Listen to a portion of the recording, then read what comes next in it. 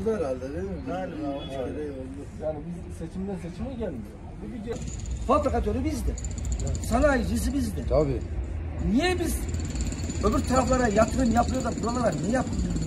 Veriyorlar. Buraya mesela şu kentsel dönüşümden aşağıya 8-12 katlı verdi. Geriye Buraya göç veriyor. Göç veriyor. Sürekli dışarı gidiyor.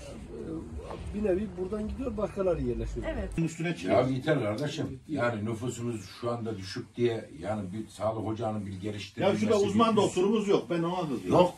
Saat Bir 4 uzman dedi doktor miydi yok kimse yani. bulamıyorum. Şimdi 7'ye Burada daha çok olsa hani ben biraz da orada daha çabuk uyanıp daha da işimiz yükseleceğimiz kanaatindeyim. Öyle o kadar. Teşekkür ederim.